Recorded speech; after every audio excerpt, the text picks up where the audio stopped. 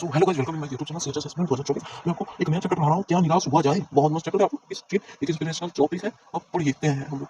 मेरा मन कभी कभी बैठ जाता है, समाचार पत्रों में ठगी, डकैती, चोरी, तस्करी और भ्रष्टाचार की समय से समाचार भरे रहते हैं।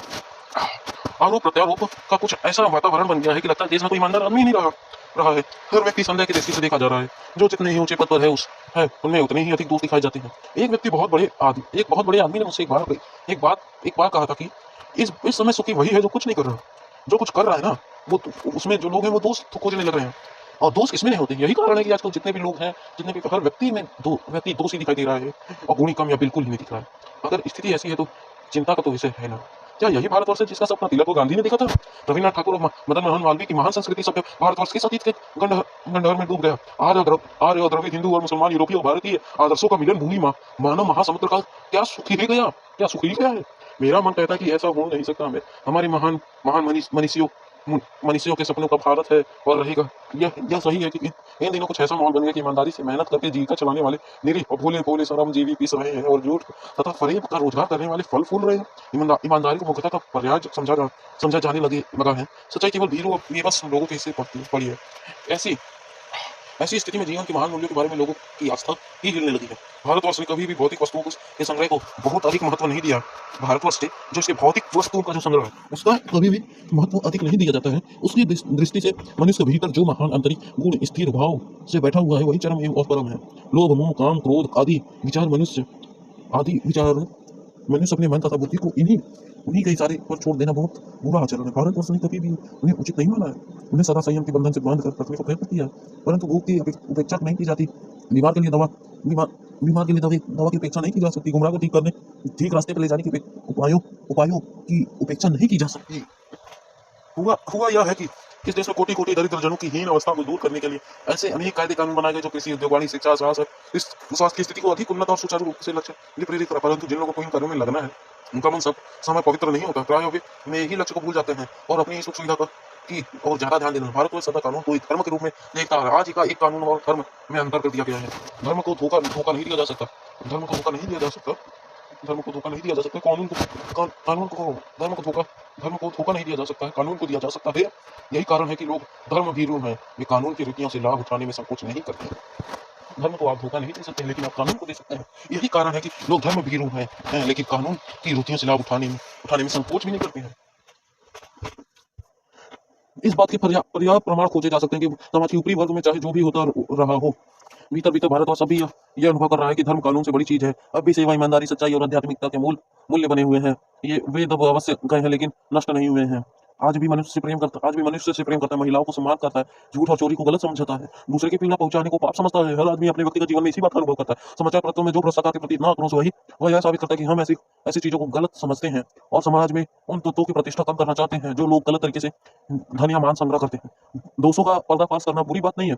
बुराई यह मालूम होती है कि किसी के आचरण के गलत पक्ष को घातित करने में उसमें रस लिया जाता है और दोष उद्धरण को एकमात्र कर्तव्य मान लिया जाता है। बुराई में रस लेना बुरी बात है, लेकिन अच्छाई में उतना ही रस लेकर उजागर न करना और भी बुरी बात है। सैकड़ों घटनाएं ऐसी घटती हैं जिन्हें उजागर करने से लोक चित्त में अच्छाई के प्रति भावना जगती है। एक बार कहानी है, एक बार रेलवे स्टेशन पर टिकट लेते हुए गलती से मैंने 10 के बजाय 100 रुपए का नोट दिया और मैं जल्दी गाड़ी में आकर बैठ गया। थोड़ी देर में टिकट बाबू उन दिनों के सेकंड क्लास के डिब्बे में हर आदमी का चेहरा पहचानते हुए उपस्थित हुआ।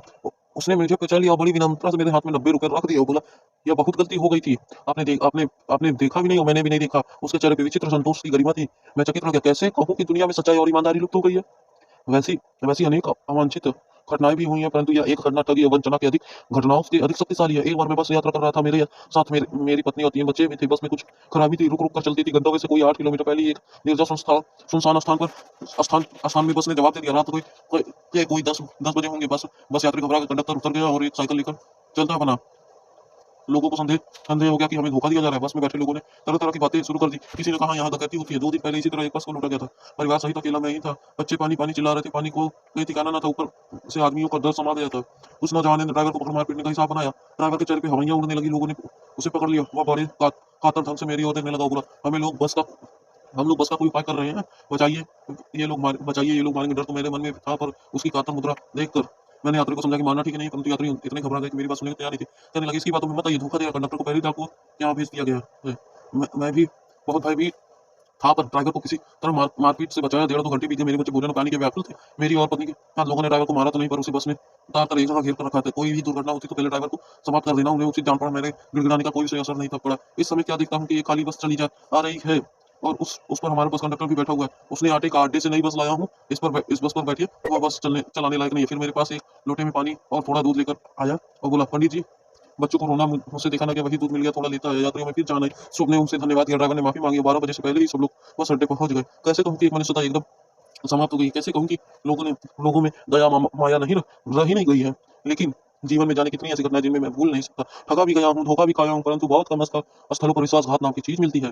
केवल उन्हीं बातों का हिसाब रखो जिनमें धोखा खाया है, तो जीवन कष्टकर हो जाएगा। परंतु ऐसी घटनाएं भी बहुत कम हो जाती हैं जब लोगों ने आक्रामक सहायता की है। निराश मन को धड़ास दिया जाता है और हिम्मत बढ़ाई जाती है, बधाई जाती है। और कविवर रविंद्रनाथ ठाकुर ने अपने प्रार्थना गीत में भगवान से प्रार्थना की थी, संसार में केवल नुकसान ही उठाना पड़े, धोखा ही खाना पड़े, तो ऐसे अवसरों पर भी हे प्रभु, मुझे ऐसी शक्ति दो कि मैं तुम्हारे ऊपर संदेह न करूं। मनुष्य की बनाई विधियां गलत नतीजे तक पहुंच रही हैं, तो इन्हें बदलने होगा। वस्तुतः आए दिन इन्हें बदला ही जा रहा है, लेकिन अब भी आशा की ज्योति बुझी नहीं है। लेकिन महान भारतवर्ष को पाने की संभावना बनी है, बनी रहेगी। मेरा मन निराश होने की जरूरत नहीं है। आचार्य प्रसाद द्विवेदी ने ये कहानी लिखी है। उनके विचार से लेखक ने स्वीकार किया गया है। इस चैप्टर में आपको ज्यादा तो कुछ नहीं है। सपनों का भारत, ये देखिए, ये जितने भी चीन देख रहे हैं इन सबका आपको बताना है। ये क्या है, सार्थक शीर्षक आपको बताने हैं। और भाषा की बात, और शब्दार्थ में धर्म अभिहित होता है, जिसे धर्म छूटने का भय हो, अधर्म से डरने वाला, पर्दाफाश भेद खोलना, तो उजागर प्रकट होना, गंतव्य स्थान जहाँ किसी को जाना हो, ढाढ़स, दिलासा, धीरज। Thank you for watching my video. Please like and subscribe.